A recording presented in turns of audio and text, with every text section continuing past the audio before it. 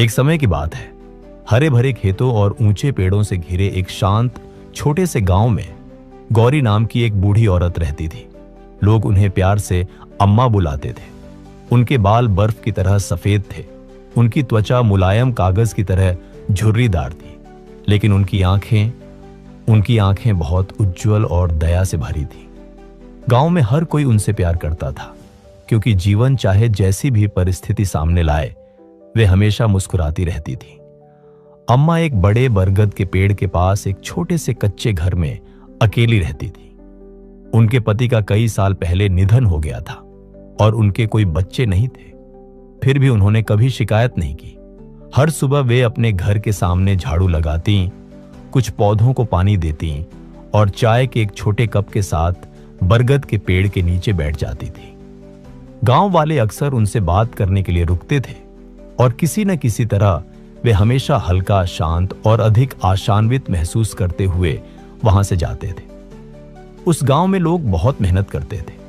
आदमी सूर्योदय से सूर्यास्त तक खेतों में काम करते थे और औरतें पानी लाती, खाना बनाती और अपने बच्चों की देखभाल करती थी। लेकिन जीवन हमेशा आसान नहीं था।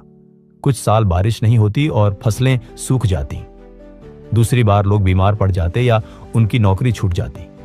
वहां की हवा अक्सर चिंता और उदासी से भारी रहती थी। एक दोपहर माधवी नाम की एक युवा महिला अम्मा से मिलने आई। उसकी आंखें उदास थीं, उसके कपड़े धूल भरे थे और जब उसने बोलना शुरू किया तो उसके हाथ कांप रहे थे। अम्मा, उसने धीरे से कहा, मुझे समझ नहीं आ रहा कि अब मैं क्या करूं। मेरे पति महीनों पहले काम की तलाश में शहर गए थे, लेकिन उन्होंने कोई पैसा नहीं भेजा है। मेरे बच्चे भूख से रोते हैं और मुझे नहीं पता कि मैं कब तक ऐसे ही चल पाऊंगी। अम्मा ने चुपचाप सुना, फिर प्यार से कहा, बैठ जाओ मेरी बच्ची, मुझे बताओ तुम्हें क्या लगता है कि आगे क्या होगा। माधवी ने अपने आंसू पोंछे और आह भरते हुए कहा, मैं यही सोचती रहती हूं कि कुछ बुरा होगा। शायद मेरे पति को काम नहीं मिला, शायद वह हमें भूल गए। मैं इन विचारों को रोक नहीं पा रही हूं, ये मुझे हर समय डराते हैं। अम्मा प्यार से मुस्कुराई। जानती हो माधवी, जब हम अपने दिमाग को बुरे विचारों से भर लेते हैं तो हम केवल खुद को ही और अधिक चोट पहुंचाते हैं, लेकिन जब हम उन्हें अच्छे विचारों से भरते हैं तो हमें ताकत मिलती है। और कभी कभी जब हम आशान्वित रहते हैं तो अच्छी चीजें अपना रास्ता खोजते हुए हम तक पहुंच ही जाती हैं। माधवी ने त्योरियां चढ़ाते हुए पूछा, लेकिन अम्मा, जब मेरे आसपास सब कुछ बुरा लग रहा हो तो मैं अच्छे विचार कैसे सोच सकती हूं? बूढ़ी औरत ने उसे प्यार भरी आंखों से देखा और कहा, मैं तुम्हें एक छोटी सी कहानी सुनाती हूं। एक बार एक गरीब आदमी था जिसने अपना सब कुछ खो दिया था, अपना परिवार, अपना पैसा, अपना घर। एक दिन वह एक नदी के पास बैठा और रोने लगा। एक बूढ़ी औरत वहां आई और उसने पूछा, मेरे बेटे, तुम क्यों रो रहे हो? आदमी ने कहा, क्योंकि मेरे पास कुछ नहीं बचा है। जब मेरा जीवन खाली है तो मैं खुश कैसे रह सकता हूं? औरत ने प्यार से मुस्कुराते हुए कहा, अपने चारों ओर देखो। तुम्हारे पास नदी है जो तुम्हारे लिए धीरे से गाती है। तुम्हारे पास पेड़ हैं जो तुम्हें छाया देते हैं। तुम्हारे पास आसमान है जो तुम्हें रोशनी देता है। तुम्हारे पास तुम्हारी सांसें हैं, तुम्हारे हाथ हैं, तुम्हारा दिल है। तुम अभी भी जिंदा हो मेरे बेटे। इसका मतलब है कि तुम्हारे पास अभी भी कुछ ऐसा है जिसके लिए तुम्हें धन्यवाद देना चाहिए। उस आदमी ने ऊपर देखा। पहली बार उसने कोमल हवा को महसूस किया, पानी की आवाज सुनी और अपने चेहरे पर सूरज की रोशनी की गर्माहट महसूस की। उसके आंसू रुक गए। वह मुस्कुराया। उस दिन से उसने छोटी छोटी चीजों के लिए जीवन को धन्यवाद देना शुरू कर दिया। धीरे धीरे उसकी उदासी दूर हो गई और उसका जीवन बदलना शुरू हो गया। इसलिए नहीं कि सब कुछ एकदम सही हो गया था, बल्कि इसलिए क्योंकि उसने वह देखना सीख लिया था जो पहले से ही अच्छा था। अम्मा रुकी और माधवी की तरफ देखा।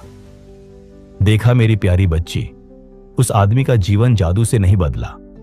वह इसलिए बदला क्योंकि उसकी सोच बदल गई थी। जब हमारे विचार हल्के हो जाते हैं तो हमारे रास्ते पर चलना आसान हो जाता है। माधवी ने फिर से अपने आंसू पोंछे। क्या आपको सच में विश्वास है कि अच्छे विचार सोचने से मेरी जिंदगी बदल सकती है?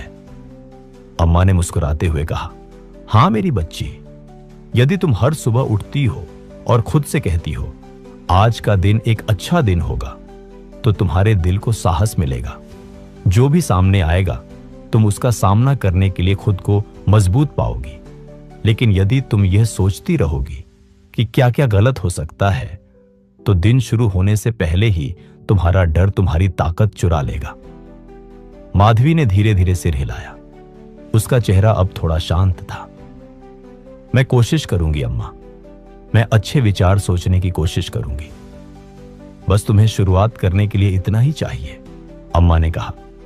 जब तुम अपनी सोच बदलती हो तो तुम अपनी दुनिया बदल देती हो। उस दिन के बाद से माधवी ने ठीक वैसा ही करना शुरू किया। हर सुबह वह अपनी आंखें खोलती और बोलती, आज का दिन एक अच्छा दिन होगा। उसने कड़ी मेहनत की, अपने बच्चों के लिए खाना बनाया और डर के बजाय विश्वास के साथ अपने पति का इंतजार किया। जब वह थक जाती थी तब भी वह खुद को अम्मा के शब्दों की याद दिलाती रहती थी। हफ्ते बीत गए। फिर एक सुबह जब वह बाजार से लौटी तो उसे एक पत्र मिला। वह उसके पति का था। अंततः उसे शहर में नौकरी मिल गई थी और वह घर पैसे भेज रहा था। माधवी का दिल खुशी से भर गया। वह एक ही समय पर हंसते और रोते हुए सीधे अम्मा के घर दौड़ी। अम्मा, आप सही थी, उसे काम मिल गया है, चीजें बेहतर हो रही हैं। अम्मा मुस्कुराई, उनकी आंखें चमक रही थी। देखा मेरी प्यारी, जब हम सकारात्मक सोचते हैं तो हम अच्छी चीजों के प्रवेश के लिए दरवाजा खोल देते हैं। जीवन हमेशा हमारी परीक्षा लेगा, लेकिन जब हम आशा के साथ इसका सामना करते हैं तो हम आधी लड़ाई वैसे ही जीत जाते हैं। अम्मा की समझदारी की चर्चा पूरे गांव में फैल गई। जल्द ही लोग आसपास से और दूर दूर से उनसे बात करने आने लगे। जब भी कोई अपनी समस्याओं के बारे में शिकायत करता तो वह एक ही बात कहती, अच्छे विचार सोचो और अच्छा ही होगा। धीरे धीरे पूरा गांव बदलने लगा। लोग अधिक मुस्कुराते थे, अधिक विश्वास के साथ काम करते थे और एक दूसरे की मदद करते थे। यहां तक कि कठिन दिनों में भी उन्हें अम्मा के शब्द याद आते थे, यदि तुम हल्का सोचोगे तो हल्का जीवन जियोगे। और इस तरह अम्मा गांव का दिल बन गई।